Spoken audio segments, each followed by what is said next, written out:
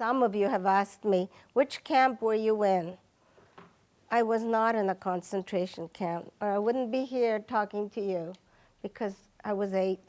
If I had landed in a concentration camp, I would have gone straight to the gas chambers. So, I was lucky. I was born in Poland. I was born in Lvov. It was Poland, now it's Ukraine. I was an only child.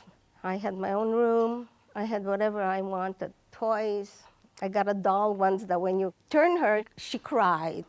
Well, I wanted to know what makes her cry, so I opened the doll and looked inside and ruined the doll.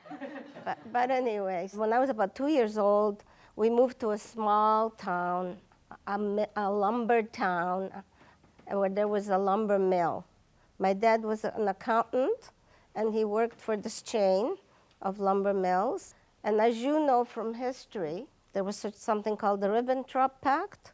So when the war began, or even before, Hitler of Germany and Stalin of Russia made a deal. And they divided Poland among themselves. So Poland really ceased to exist. I was living in the part of Poland that was occupied by the Russian armies. Within 2 weeks of the beginning of the war, I was living under the Russians for 2 years, until June of 1941. In June of 1941, Hitler broke the pact. And he attacked Russia. And of course, he came to us. And then within days, things changed drastically. It was a small town. There were only 200 Jewish families living there. My father lost his job immediately. I could not go to school. The next thing that happened is they said you have to meet at a certain spot and turn in your valuables. I remember distinctly my mother taking off her wedding ring and putting it into a basket. A couple of nights later, they came to us. They told us to take whatever, suitcase, whatever. It didn't give us much time for that. And they took us to a ghetto, about 10 kilometers away. We were put into an apartment with 2 other families. It was not a walled ghetto like the Warsaw Ghetto, but it was definitely guarded, and there was a curfew. My parents, who were only in their 30s, were taken daily to different job sites because when the Russians retreated, they blew up railway lines, bridges, anything to impede the Nazi advance.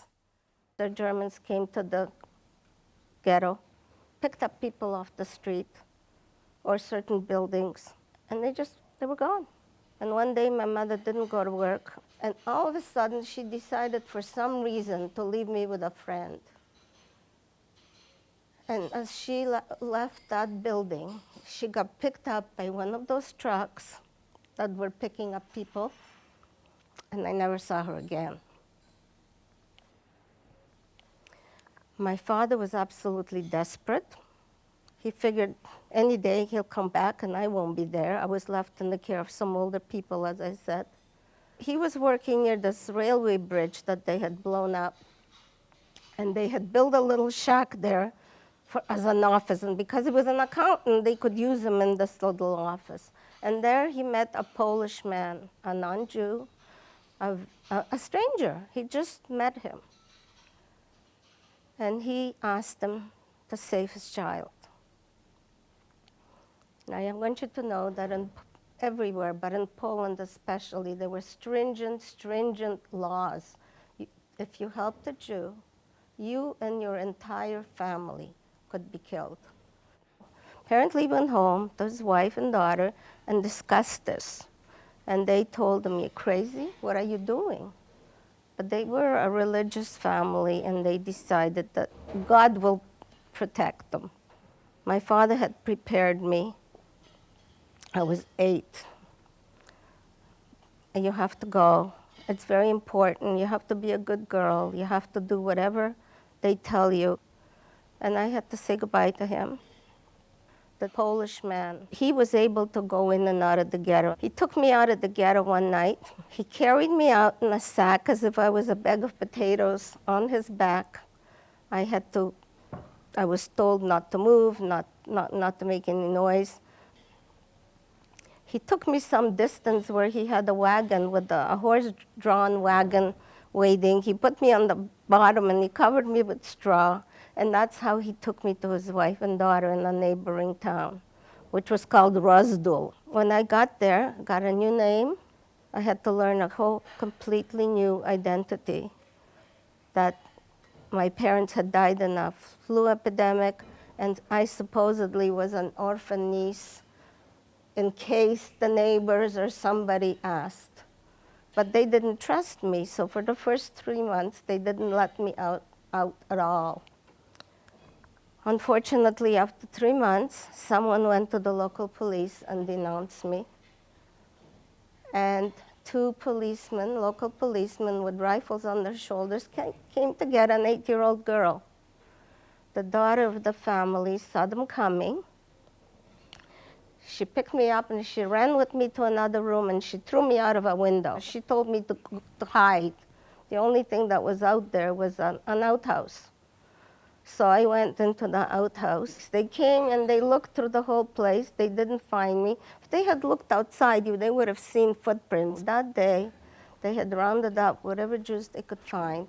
They took them to the cemetery where they were all shot. If they had found me, it would have been the same thing.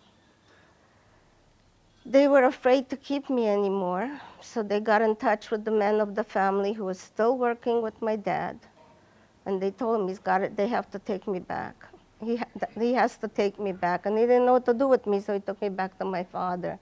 I stayed in this room with my father and 2 other men, and I was hidden in a wardrobe during the day. And I had to promise every day that I wouldn't leave this wardrobe because there was a window. Anybody could have seen me. I had no business being there. It became a work camp. They needed those 30 men, so they kept them alive. My father came at night and brought me something to eat that he probably didn't eat himself. And sometimes the Polish man gave him something for me to eat. This went on for 7 weeks. And after 7 weeks, this wonderful man rescued me for the second time. Imagine.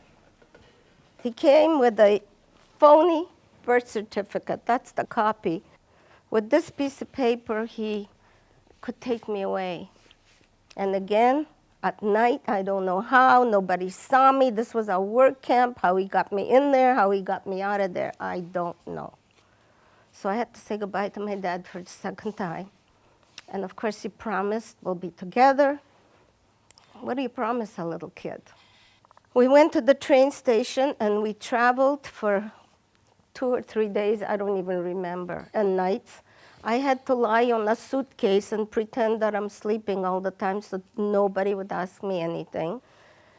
He took me near Tarnopol to a place called Hushatin, and even smaller than that, to a little village near there called Lichkovce, where he had a nephew who was a Catholic priest. Supposedly the priest's housekeeper didn't know who I was.